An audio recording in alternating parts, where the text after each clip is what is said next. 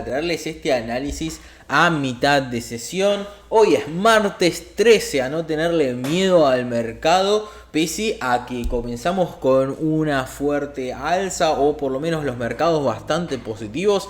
Y ahora, más o menos siendo las 2:30 de la tarde, empiezan a corregir y empezamos a preguntarnos por qué. Si querés, quédate con nosotros, así vamos a ver justamente el análisis y tratar de descubrir hacia dónde va el mercado. Así que no te lo pierdas.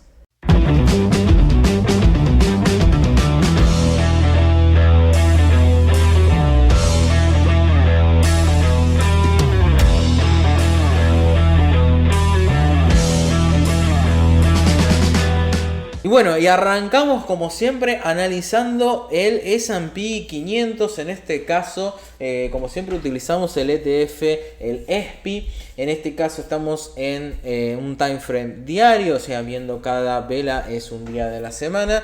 Y bueno, lo que tenemos actualmente justamente es que el mercado arrancó positivo, fue a tocar, a testear zona de máximos históricos y ahora estamos viendo prácticamente un mercado que el S&P 500 está con una caída de un 0,20%. Nada de qué preocuparse, la realidad bastante sana este tipo de correcciones, pero bueno, el mercado se da vuelta. El QQQ, por ejemplo, estaba 0,80% arriba durante el día, también en máximos históricos, y ahora está levemente negativo. Así que vamos a tratar de descubrir de qué se trata. Lo primero, el dato económico. Hoy se dieron a conocer los datos de inflación para la economía norteamericana y la realidad es que fueron superiores a la expectativa. Acuérdense que venimos analizando y teniendo en cuenta la inflación, o sea, todos los analistas están con el tema de la inflación, qué es lo que va a pasar, es pasajera o es algo que vino para quedarse y va a presionar sobre las tasas de interés. Bueno,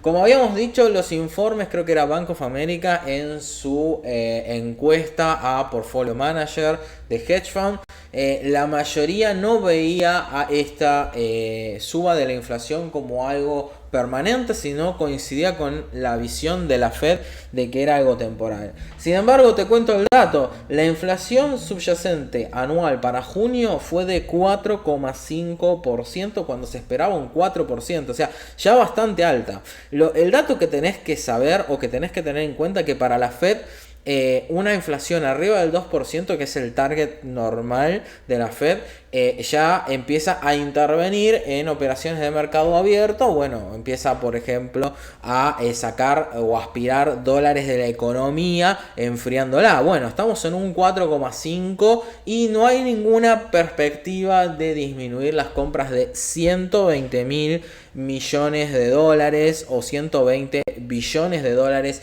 mensuales que hace la Fed, en la cual incluye 40 billones de dólares en compra de títulos de respaldados por hipotecas, o sea, está inflando obviamente el precio del sector inmobiliario. Entonces, volviendo al dato, 4,5% la interanual. El dato de junio fue una inflación del 0,9%. Se esperaba un 0,4%. Vuelvo a lo mismo, es un montón. Ya en un solo mes es la mitad del objetivo anual de 2% que tiene la Fed. Así que hay que estar muy atentos a eso. Pero lo que estamos viendo en el mercado de tasas es una pequeña suba, pero nada de qué preocuparse. Está subiendo un 3,4%, está en 1,41 el rendimiento del bono a 10 años. Así que tampoco es que se recalentó demasiado. Ahora lo vamos a analizar.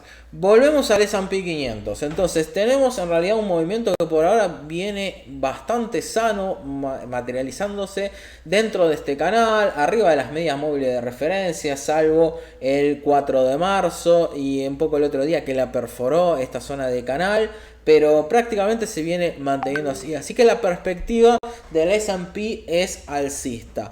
Vámonos ahora sí a un índice que solemos seguir en este tipo de análisis, que es el RSP.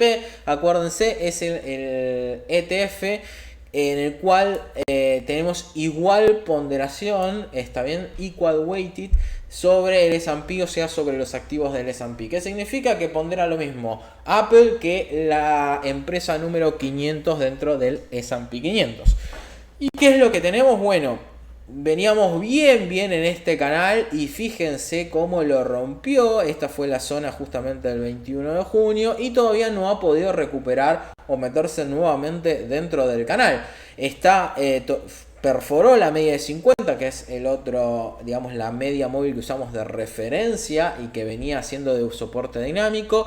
Lo volvió a perforar hacia arriba, o sea, se metió nuevamente en este rumbo alcista, pero obviamente ahora fíjense que acá lo marqué con justamente esta resistencia. Está en un movimiento lateral que no supera desde el 10 de mayo, o sea, ya estamos 2 meses prácticamente sin ganar o tener un aumento de valor en el RCP. ¿Esto qué nos está diciendo? O sea, vamos a traducir lo que estamos viendo en el gráfico, que las empresas que más ponderan en el S&P le está yendo muy bien, por ejemplo Apple, Microsoft, Amazon, etcétera, pero las más pymes, las más chicas, no tanto. Por eso el S&P sí está en zona de máximos históricos, mientras que el RCP está prácticamente planchado el 10 de mayo. O sea, esta es la primera conclusión. Las empresas más chicas no la están pasando igual que las empresas de mayor capitalización, y eso nos tiene que dar alguna pista de lo que está pasando, sobre todo esto de que tenemos un movimiento lateral básicamente desde el 10 de mayo. Vámonos entonces a qué pasa con las tecnológicas. Bueno, las tecnológicas a través del Nasdaq y el ETF QQQ, fíjense que rompimos zona de resistencia, estamos en máximos históricos, hoy veníamos muy bien, la verdad, ahora levemente positivo el índice. Nosotros estábamos esperando un movimiento de este estilo de corrección. En algún momento se tiene que dar esta corrección por el simple hecho de que son movimientos sanos, que el índice suba a través de un movimiento de zigzag, como vemos acá. Acá muchas veces decimos, uy, mirá, se cayó un montón, pero este movimiento es totalmente sano. ¿Dónde buscamos el rebote o una zona de posible entrada si no entraste en este movimiento? Acá, en esta zona justamente del quiebre de la resistencia anterior. Así que por el momento sigue hacia arriba. Yo no te recomiendo entrar obviamente al índice, esperar a que haga un movimiento de corrección. ¿De dónde puede ser la corrección? Bueno, vamos a marcarla. Siempre tenemos a nuestro amigo Fibonacci. Acá tenemos obviamente un swing. Fíjense que la zona del 50% del 61.8, no te digo que coincide con la zona de quiebre, pero está cerca. Entonces este sería un buen punto de entrada, obviamente poniendo un stop abajo de la media de 50, esta zona de por acá. Así que por el momento bastante bien el índice tecnológico. Así que índice alcista tecnológico, índice alcista S&P 500, y el RCP nos da un poco de precaución con las empresas más chicas, las empresas tipo, vamos a llamarlas pyme, aunque son empresas de una capitalización enorme, nada que ver con una pyme en Argentina. Ahora sí nos vamos a las empresas pymes, representadas por el Russell 2000, ¿no? Si bien acá también está Microsoft, etcétera, fíjense que hay 2000 papeles, más o menos, puede haber 2000 y pico, 1900 y pico, pero bueno, lo que estamos analizando es el ETF, el IWM, y lo que vemos es algo muy similar al RCP. Fíjense que es un movimiento lateral desde el 12 de marzo, no tenemos ningún movimiento que supere esta zona de valor. Vamos a bajarlo un poquitito, ahí, a ver, ahí me lo agarró. Perfecto. Fíjense que más o menos ahí está la zona de resistencia. Lo tocó 1, 2, 3 veces y no lo puede superar. Así que, ¿qué sucede? Si luego estamos haciendo un análisis, acá tenemos una zona de soporte, vamos a proyectar una posible movimiento bajista. Supongamos que la realidad no se puede dar este movimiento que veíamos acá alcista y tenemos un quiebre bajista. Bueno, lo que tendríamos básicamente, si llega a quebrar esta zona de piso, sería una posible corrección, fíjense, al 50%. Me da esta proyección, ¿no?, que estábamos viendo acá, y sería una baja bastante importante. Vamos a medirla en términos de porcentajes. Si rompe, por ejemplo, acá, es un supuesto, tendríamos una baja estimada de un 11% en el índice Russell. Obviamente vamos a tener una corrección similar en el S&P y en el Nasdaq, o sea, porque generalmente si un índice cae mucho va a arrastrar los demás, así que va a arrastrar a toda la renta variable. Así que por el momento tenemos esto. Obviamente que de quebrar hacia arriba esta zona de triple piso vamos a tener un movimiento así que obviamente nos va a llevar hacia arriba. Pero por el momento la perspectiva es más lateral bajista que otra cosa. Así que hasta no romper la zona de resistencia, yo te diría tener cuidado con meterte de lleno en acciones que puedan involucrarse en el Russell 2000. Ahora sí, nos vamos al oro, otro indicador que veníamos siguiendo, otro activo, ¿no? Donde, como te dijimos, acá la zona del 61.8 era un buen momento para entrar. Si habías entrado antes, no vender abajo de esta zona, o sea, no vender a menos que hubiese quebrado fuerte esta zona, como hizo acá, digamos. Así que una buena zona de acumulación. Obviamente los objetivos alcistas están más cercanos, como siempre decimos, a 2.100, 2.400 dólares. Así que a mediano o largo plazo es un buen activo para ir incorporando a sus carteras. Ese es mi criterio. Acá tenemos un análisis de mediano plazo. Esto ya lo habías visto, pero justo hoy nos pidieron también un análisis sobre el oro. Así que queríamos traérselos. Fíjense, esto es lo que tenemos de perspectiva del oro. Esta zona de un canal tipo megáfono, haciendo zona de pisos, varios toques tenemos acá, varios toques de la resistencia. O sea, es una buena zona porque coincide el 61.8 de este retroceso del swing que llegó hasta acá, o sea, esta zona, más a un par de indicadores, lo que usábamos, banda de Bollinger, piso del canal. Así que buena zona para comprar. Eso es lo que te decíamos, obviamente con un stop cortito para justamente si caía. Fíjense que tenemos una caída bastante importante. Así que rápidamente tenemos el análisis del oro. Vamos sí o sí al Bitcoin. Está bien, vamos al Bitcoin. Lo que estamos viendo en el Bitcoin, vamos a poner un time frame un poquito más corto, porque el Bitcoin, al ser tan volátil, no tenemos novedades del Bitcoin. Estamos justamente en esta sesión lateral. ¿Es zona de acumulación? No lo sé. ¿Es zona de distribución? No lo sé. La realidad, lo que tenemos justamente no es por, digamos, no hacer un análisis demasiado profundo, pero tenemos básicamente esta lateralización, ya la venimos teniendo, tenemos la resistencia ahora cada vez más cercana de la media de 50, así que más la perspectiva es bajista y completar esta onda 5 que de ponerse alcista. Eso es el análisis que tenemos de mediano plazo. En el largo plazo sí, obviamente es alcista. ¿Por qué? Porque tenemos un swing muy fuerte, y aunque corrija hasta la zona de 21.000, 20.000, etcétera, seguiría siendo un movimiento de mediano largo plazo alcista, ¿no? Porque es una corrección normal luego de la disparada que tuvo desde los 4.000, 5.000 dólares, 3.600 creo que tocó de mínimo, hasta los 60.000, ¿no? O sea, una corrección hasta 20.000 dólares sigue siendo una corrección de mediano y largo plazo totalmente normal. Cuando nos vamos al VIX, ahora sí subiendo un poquito el índice de volatilidad sobre el S&P 500, fíjense cómo está respetando una zona de soporte muy fuerte, aunque lo ha vulnerado un par de veces, y está respetando esta zona de resistencia que era la zona antigua de soporte durante la pandemia. Así que movimientos normales. Esto, a ver, cuando yo lo que hago es el siguiente análisis: ¿cómo está el VIX? ¿Cómo está el S&P? ¿Cómo está el RSP? Etcétera. Me preocupo de mis posiciones long. Por ahora no, la tendencia está normal. Esto no está volando y el S&P quieto, cosa que me genera alguna divergencia. Están comportándose muy a la par, digamos, generando esa sinergia donde no veo divergencias que nos puedan llegar a preocupar. Entonces digo, perfecto, el movimiento es normal. Hoy tendremos una baja, mañana vamos a tener una alza, y así se comporta el mercado. No hay una caída de un 5%, 6% en algún índice principal, o una voladura del VIX con una caída profunda, o al revés, una voladura del VIX y no hay caída del S&P. Al otro día hay otra voladura más grande del VIX y el S&P ni se inmuta, cual me diría, bueno, acá está pasando algo, ¿no? Así que por el momento nada extraño. Vámonos a lo que tiene que ver con la tasa de rentabilidad del bono de 10 años.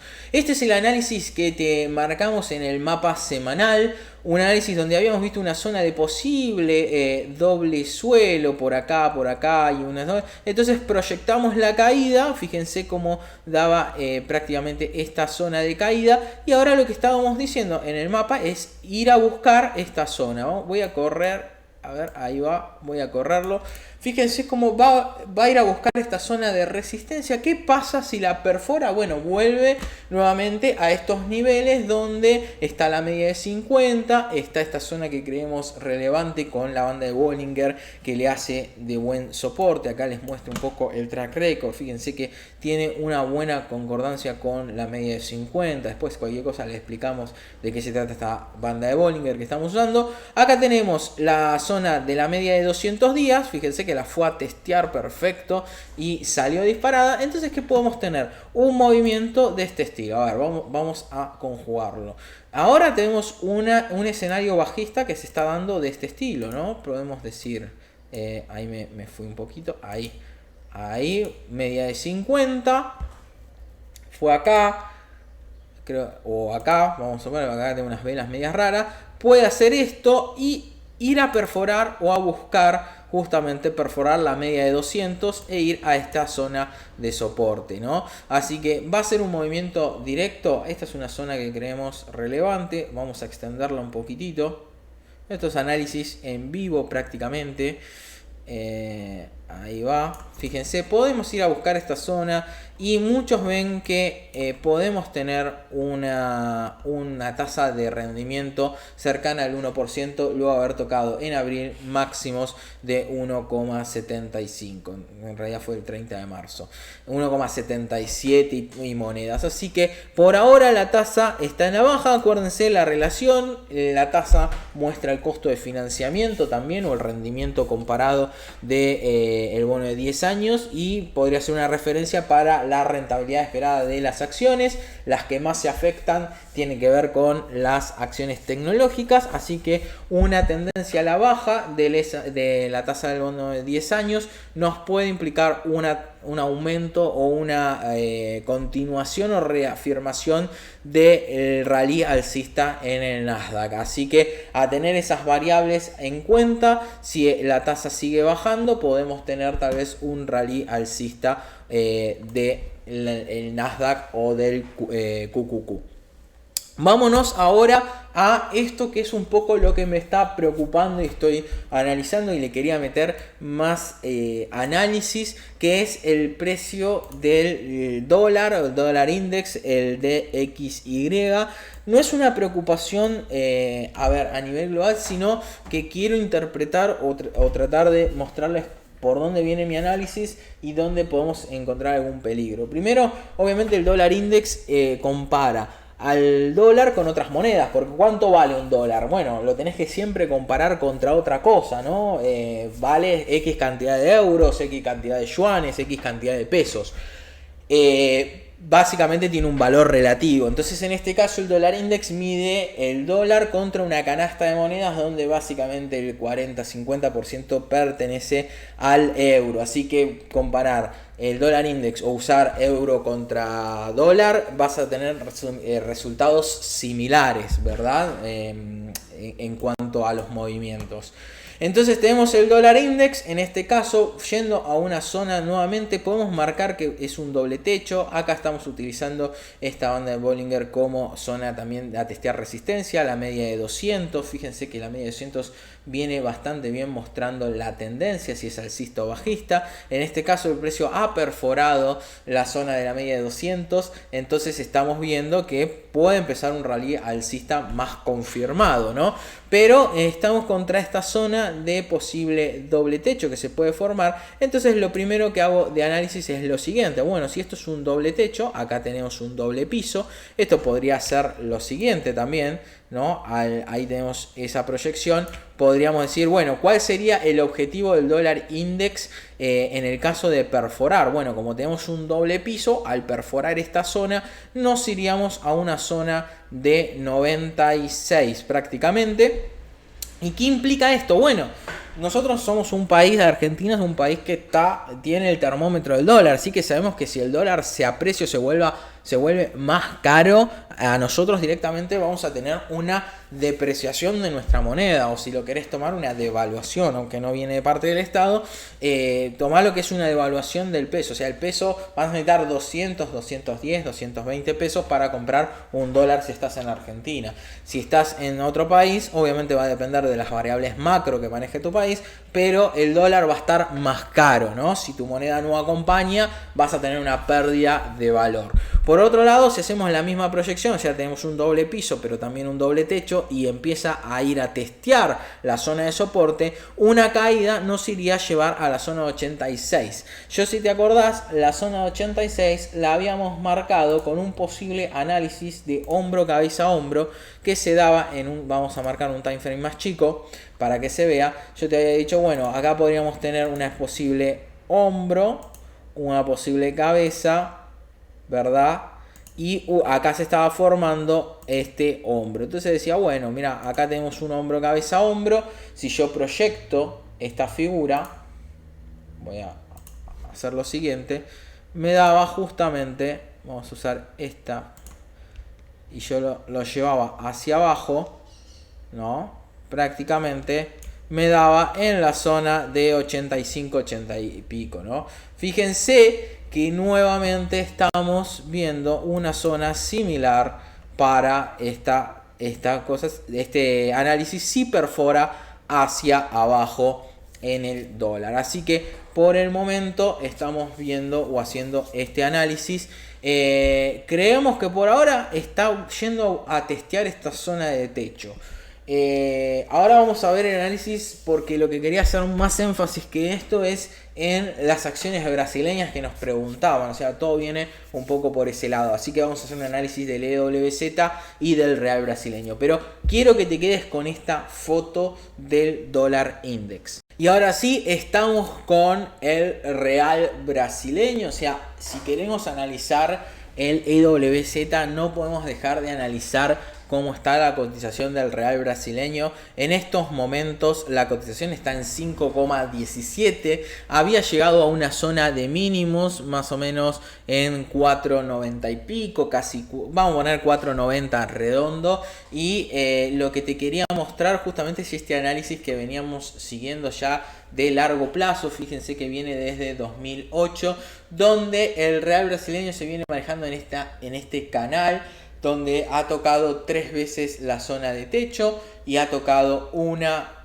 prácticamente 2 y 3, lo ha seguido muy bien toda esta zona de pisos. Entonces lo que estamos viendo es que luego de tocar esta zona de techos, podría ir a buscar la zona de pisos, que podría estar cercano nuevamente a un dólar index en 4,80. Depende cómo la busque. Si lo va a buscar por acá, vamos a tener un poquito más abajo. Ahí sonó una alerta.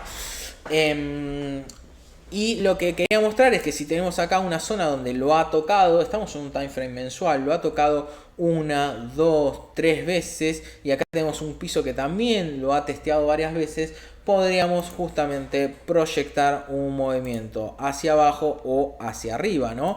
Entonces lo que mostraba antes era lo siguiente. Fíjense que si proyectamos justamente este movimiento hacia abajo, vamos a dejarlo ahí, termina yendo a coincidir justamente con esta zona de resistencia que antes, luego de quebrarlo, fue a buscar una zona de máximos. Esto hay que tomarlo así para el que no está acostumbrado rápido a leer tema de cotizaciones. Acá se está devaluando, depreciando el real, por eso está 6 reales contra dólar y acá está 3,2 reales contra dólar.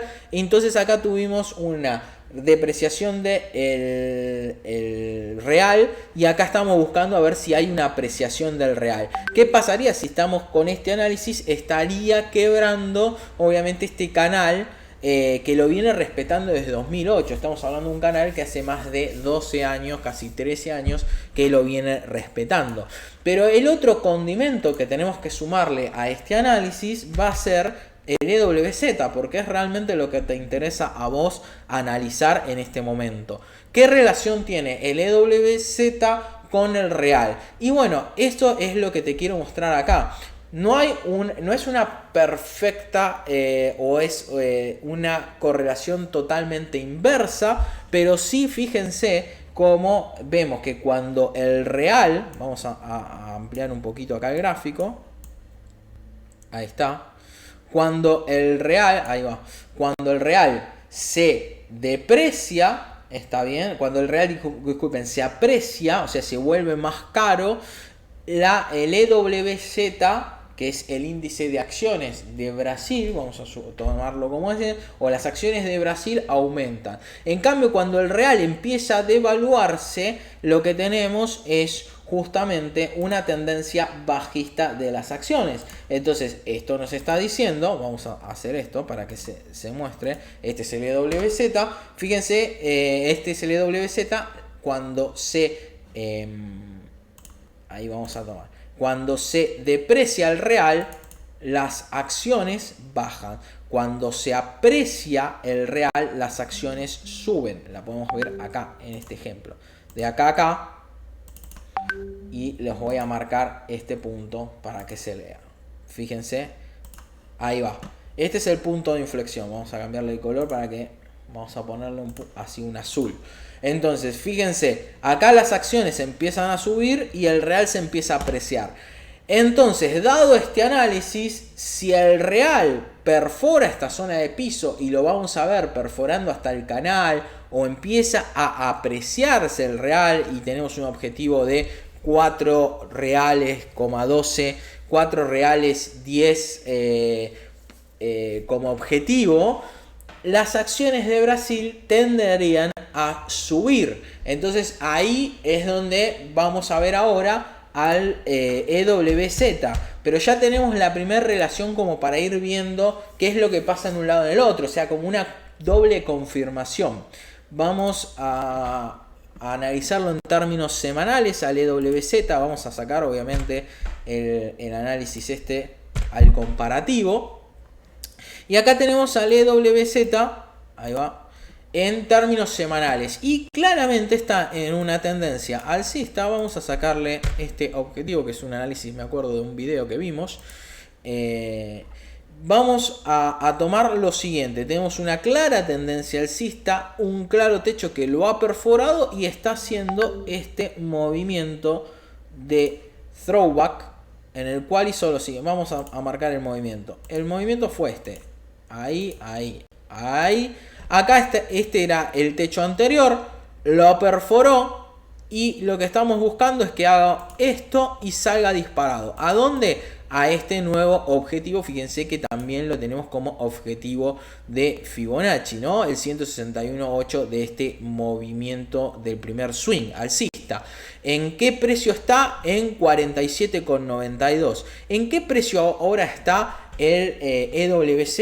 En 39. Entonces, más o menos ya te lo calculo. Voy a hacerlo rústico con la calculadora del celular. Tenemos 47,39. Vamos a poner 47,30 y ahora está 39,43. Tenemos un nada despreciable 20% de suba objetivo en el EWZ, ¿no? Ahora, ¿en qué acciones podemos invertir que sigan ese movimiento? Bueno, por ejemplo, tenemos el banco Bradesco. Ahí está. Vamos a ver cómo está Bradesco. ¿Sigue la correlación?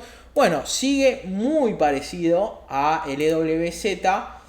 Fíjense donde tenemos justamente un canal alcista. Por acá, pasa que no se ve tan bien si lo marco ahí. Pero podemos esperar que en esta zona de acá tengamos un soporte. Ese soporte que estábamos viendo en el EWZ. Y que empiece a salir. ¿Cuánto tendríamos si ponemos un trade alcista hasta el máximo? Fíjense, podríamos tomarlo como zona de máximos objetivo y tendríamos un 54% de potable suba. ¿Dónde pondríamos el stop loss? Bueno, acá sinceramente lo que voy a hacer es lo siguiente. Está un poco grafiqueado. Ahí está, pero esto es lo que necesitaba. Ahí está. En esta zona puede ser o abajo del 61.8, ya lo tenía marcado, que acá tenemos la media de 200 días. O podemos, la realidad es que es lo mejorcito que encontraríamos, porque abajo del 50%, pero no nos asegura a nadie que obviamente no nos salte el stop loss y cerramos la posición. Yo creo que esta es la zona ideal, un 10% de caída contra un 54% de ganancia, teniendo en cuenta obviamente el análisis anterior del EWZ y del real brasileño. Otra de las empresas brasileñas que se puede invertir desde Argentina es Envale. Fíjense que Vale además acompaña con la suba de los commodities, está en una clara tendencia alcista. Voy a borrar un par de análisis que teníamos acá. Y fíjense, para verlo más claro, media de 50, banda de Bollinger, así que viene muy bien. Viene de superar esta zona de máximos que estábamos acá.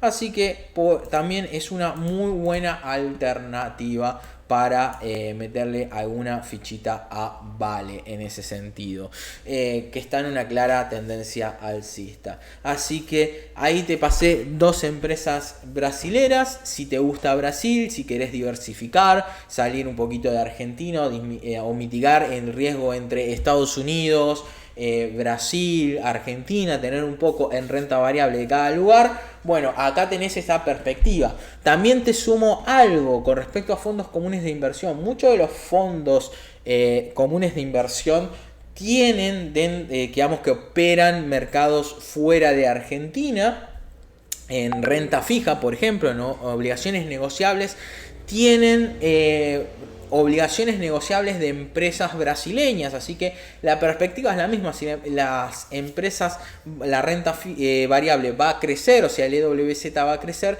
seguramente tengamos crecimiento en los fondos de renta fija asociados a la economía brasileña. Así que, ¿por qué? Porque lo que se ve justamente es una apreciación del real con una perspectiva de 4 reales, 12.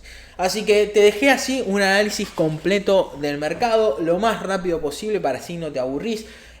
Si la realidad no coincidís conmigo o coincidís o querés que analicemos otro punto de vista de todo esto, dejanos tu comentario, así podemos leerlo, ver dónde nos podemos corregir o dónde podemos justamente intercambiar ideas. Y obviamente te comento que podés sumarte a nuestra comunidad de Telegram, ahí gratuita, donde compartimos ideas, análisis. Este tipo de análisis obviamente lo subimos y por eso hacemos este tipo de videos. Así que nada, te mando un abrazo muy grande y espero que termines un muy buen martes. Chao, chao.